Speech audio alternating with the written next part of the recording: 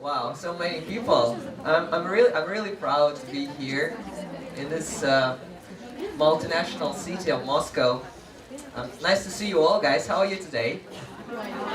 Yeah, very good.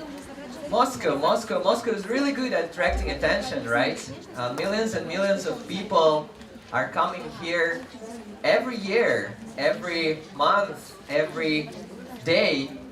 Millions of teachers are coming here. It's really good at attracting attention.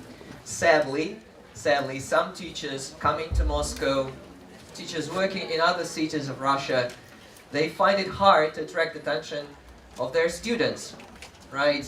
Sometimes it's very difficult. They say that the students don't listen to them, they don't listen to what they're saying, they're not interested in the lesson itself. Sadly, when you start to analyze the structure of the lesson plan itself, you come to assume that the problem is in the lesson plan. So there isn't enough dynamics in it. It's not interesting enough for the students. So to get your students' attention, the most basic thing, this is where you need to start to look at the lesson plan itself. And so we will discuss a few little tips, little hacks that will help you change things dramatically if something is wrong with the plan. So the first thing is, of course, the most basic thing, different activity types in the lesson. I go to a gym. Okay, if you look at me, you may not think so, but do you guys go to a gym? Ladies, raise your hands, please. Yeah, wow, really sporty teachers. So, and I'm now testing a new workout system where with my coach, and this is like when you need to pull up, and then immediately after that, without a break, you do the squats. So no break at all. And the thing is that when you do the squats, your brain thinks that you are relaxing. So for the brain, it's literally the same to take a seat on the bench or to do the squats. It's not the same for the body, but for the brain it is the same. It thinks that you're relaxing. So when your brain studies something new, learns some new language or a new skill, it's the same, right? And of course, you might want to have different activity types in your lesson, and you may want to change them as often, as quickly as it is possible. Do you know how we can, what is the best length of an exercise or an activity for young learners? 5 minutes? 5 minutes? 2 minutes? Well, they say that you need to take the age of the child, so for instance it's 4 and plus 1. This is the maximum time you can spend on one game. So 5-year-olds can, they can manage, it can be 5 minutes or longer, 6 minutes, so, but it's the maximum. I would prefer to make it as short as it is possible, like 2 minutes or even 1 minute sometimes. And when I say different activity types, I don't mean action, some active games and quiet games, yes, but I also want to say that we need to have different activity types, like speaking, listening, reading, writing, and change them as quickly as possible. Sometimes they do need a break, and you know this word, brain breaks. When I say this, teachers usually think of a song or a dance, when children stand up and do some actions. But it can be different. For example, you can make them stand one in front of the other, yeah, in front of each other, and they take a piece of paper, crumple it, and I have a piece of paper in my right hand. My partner has a piece of paper in his left hand, and the task is to throw the piece of paper, and I need to catch it with my left hand. So it's like a crisscross. And they do it like this. It's really, you can imagine how crazy they can be while doing this exercise, but it's really fun. If you don't want to do this with paper balls, you can use hands. It's going to do like crisscross hands. Okay, or a book. You take a book, you need a book, and you pass it to your neighbor like this. My neighbor takes the book and passes it to me.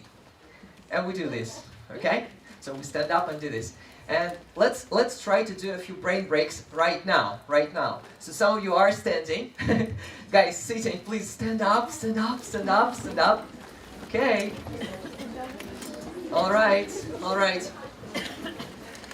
Can you show me your right hand? Okay, wiggle your fingers, please. Wiggle, wiggle, wiggle.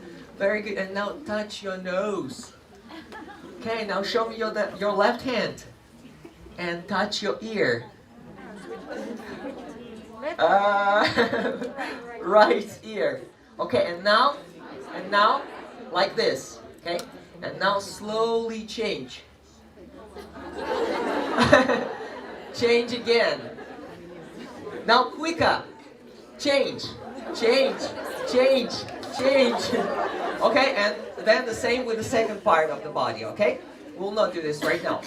Okay, now, guys, this line, you are students A, B, A, B, A, B, and so on. Okay? A, B, A, B, A, B, A, B. Okay. Students A, show me your hands. Great. Put your hands in front of you, like this. Now, like this. And like this. Okay. Masha, can you come here, please? Come here. Okay. Masha, move your finger. This finger. Okay, move this finger. This one. It's hard, right? Okay, do it with your partner, student B. Okay, right now, do it in pairs. Go, go, go. What should I do? Yeah, go. It can be a pair. No, I can.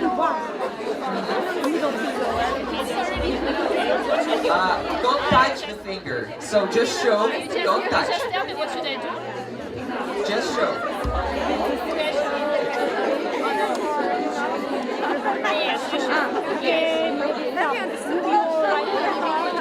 Okay, guys, it's enough. Thank you so much. Thank you so much. Let's take your seats. Take your seats. Take your seats. Take your seats. Thank you so much. Give a round of applause to yourselves. Great job. So it's fun. It's fun, and it is difficult. It is difficult. It's not dancing, right? It's something else. Okay, different activity types. Number 1. Number 2, a lot of movements. Children like to move. They don't like to sit still. Let them move. All right?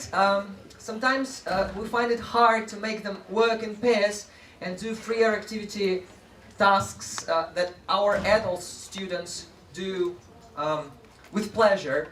For kids, it's very often difficult to work in pairs, especially for a 6-year-old and 7-year-old. It's next to impossible. So, who said that they have to sit while asking questions, right? Why sitting? Let's stand up. Don't stand up. Let them stand up, and why not ask questions standing on one hand, like this, right? If you touch the ground with your second hand, or second leg,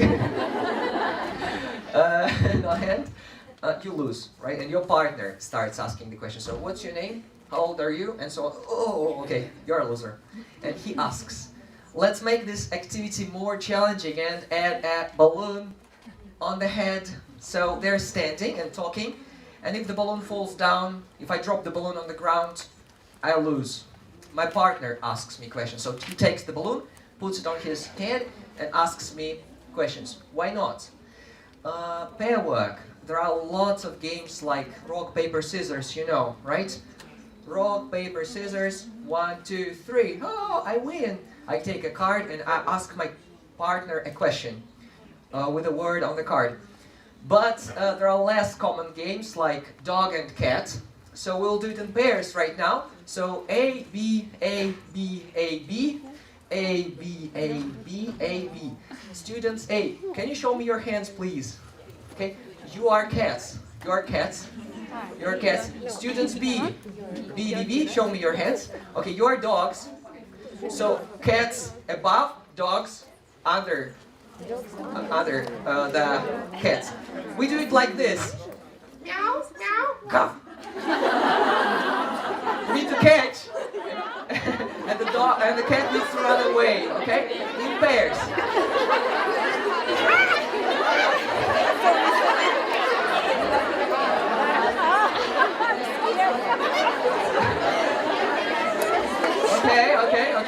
so much. Thank you so much. Thank you so much.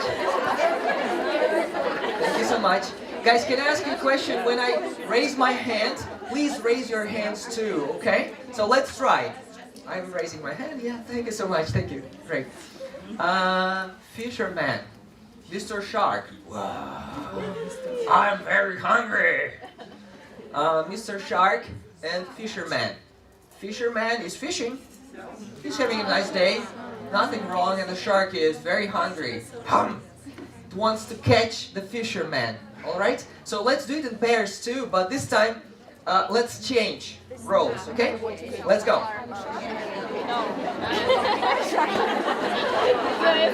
I'll change.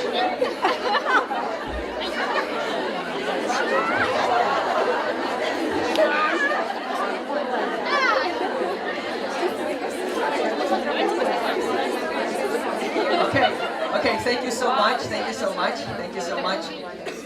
Don't forget to raise your hands, okay? Thank you, thank you, thank you. So, I caught the shark, caught the fisherman. Yes, I can ask a question. Ask a question, okay? Or thumb chase. This is the same. We are not going to do this right now, but the principle is the same. I need to catch my partner's thumb, like this. Yeah, so we're like sitting and wrestling. Yeah, why not? Why not? Why not? Do you like Twister? Please raise your hand if you like Twister. Okay, this game is the same, but I never use the original rules of Twister. I usually prepare flashcards or a bunch of cards with the target language I'm going to study, to drill. And I never have red, blue, yellow, or green. I have circles with words. So I take a card, and it is a banana on the card. I need to find a banana on the board, and then I put my finger on this circle. So then my partner takes a card, and he has an apple, and he puts his finger, and so on. So and we have this kind of math, and it's really, really, really fun. Okay, so different activity types, a lot of movements, sometimes breaks. You might want to have 3 or 4 breaks, 5 breaks if you need, if your group is really energetic, and mind-blowing facts. It works really well. Children really want to learn when they're small. They want to learn. They consume knowledge with appetite. We need to help them do that. Why not go to a library and borrow a book about animals and take some fun facts from this book? For example, this one, the chicken and the T-Rex. Group A and Group B. Okay, Group A, what do you think? The chicken and the T-Rex are relatives, are not relatives. What do you think? They are. Are. Okay. Group B? Are not. Okay, well, actually, they are relatives. So, what? Seriously? The chicken and the T-Rex are relatives. Well, you see, this is a usual controlled practice drill, but you can make it interesting if you take just some fun facts and change them into fill-in-the-gap sentences. You can make a presentation like me. You can just write on the board before the class, and then you do this teacher-student way. Of course, you can also use the traditional grammar exercises, not from this book. This exercise is taken from this book, but we can adapt them. How are we going to adapt them? You can see the names of different people in the exercise, like Julie, Joan, Sam, Michael, and so on. This is not interesting. Take the names of the people from the group, the students, their names. You take their names and change the exercise. What? Masha? Masha speaks German very well. Very funny. Really, I didn't know that. Or take the names and change the names to their favorite characters. For example, Batman. Ladybug. Ladybug. Ladybug, yeah. Ladybug speaks German very well. Really? I didn't know that. Maybe she doesn't speak German. She speaks, she doesn't speak. I don't know. There are no right answers. This is a very good way to develop their imagination. And I don't care. I don't care what they say because we're drilling grammar. If you do all of this, different activity types, a lot of physical activities in the classroom, a lot of breaks and mind-blowing facts, interesting information. But there is still that student who wants all your attention, and he's doing these weird things like knocking on the table, swinging on the chair, pinching his neighbor, or kicking, and so on. It's very likely that this student is attention getter type, is an attention getter, and it's not bad. It's not bad. It's good. It's good because why is it good? Because you can build a situation around him and somehow use it in your lesson. Yeah, for example? For example, I have a student, David. He likes rocking on the chair, and it annoys me, of course. But when we take present continuous, for example, oh, look at David, what is he doing? He is, rocking, Okay. and something like that. Yeah, you can do that. Well, when he does that, it means that he wants to interact with you in some way. He just doesn't know how to do that properly. These models of behavior, wrong models of behavior, they're usually from their family, where his mom and his dad are too busy to take care of the kid, unfortunately. And at some point, sooner or later, he realizes, well, what will happen if I break that vase? And he gets so much attention. Of course, it's not the attention he wanted, but it's still something. And he's desperately seeking for at least this kind of attention. And when he goes to school, to your lessons, he's not a bad kid. He's just trying to somehow interact with you. So, we can give this attention. What he wants to do is to shift the focus of the class from the exercise, from what you were doing, to himself. And we need to keep the focus on us, right? Keep their eyes on you. Look into his eyes. Seriously. Or come closer to that student and just tap him on the table, or tap him on the shoulder, or on the table. Why not? If you were writing on the board, if you're writing some examples, use his name in these examples. It works really well. When you do the things that usually teachers do, like Kostya. Quiet there. Okay, this doesn't really work because this is what he was trying to. That's what he expected, right? Be unpredictable. Go ahead doing what you were doing and turn off the lights. Turn off the lights and go ahead. Right? What's wrong? Oh, start playing a musical instrument if you have a musical instrument in the classroom. Bring a piano. He will be very surprised. Well, okay, you can turn on the music and start dancing. Why not?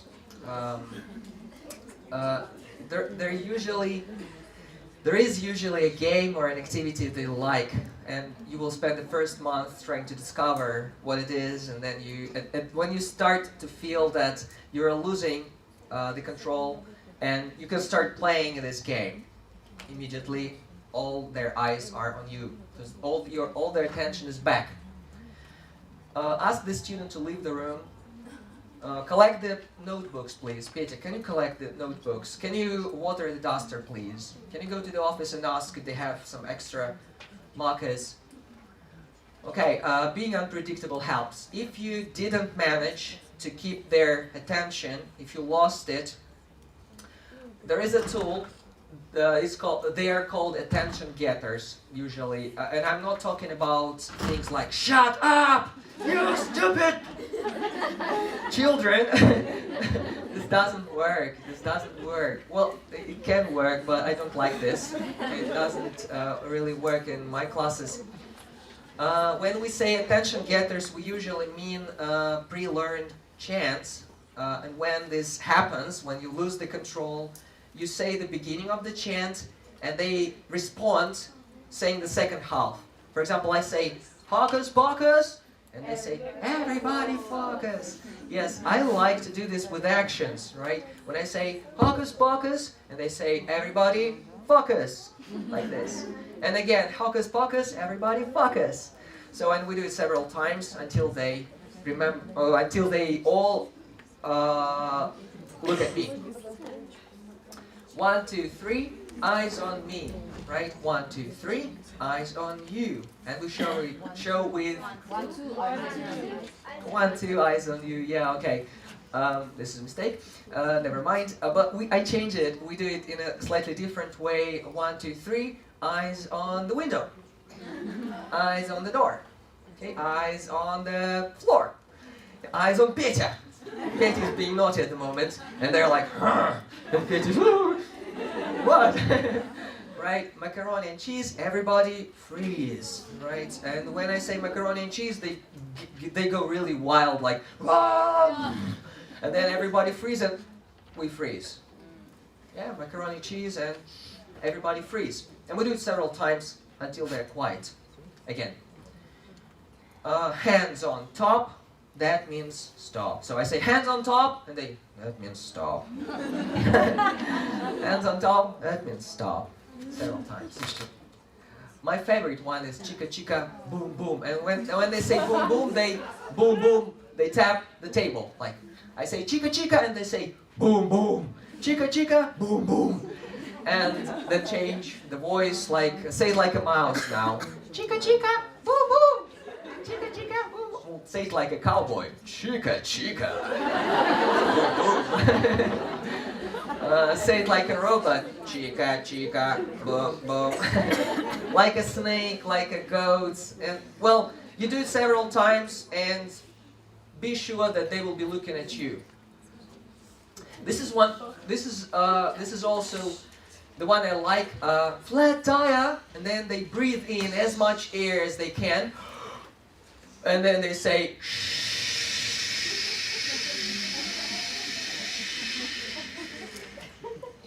flat tire. This makes them breathe slowly, and it calms them down, like like a yoga exercise, right? Flat tire. Shh. Zip it, lock it, put it in your pocket. Zip it, lock it, put it in your pocket. And we say it together. Zip it, lock it, put it in your pocket. Yeah, great, good job. Let's give a round of applause to ourselves. I didn't really want you to say that, but good. Good job, good job, good job. All right, you want to do this too, right? Okay, let's do it. If you can hear me, clap once. If you can hear me, clap twice. If you can hear me, clap 5 times. And now let's clap 20 times. At first, one student looks at you, and then sooner or later everybody will follow. Copy a melody or actions. For example, let's do it together.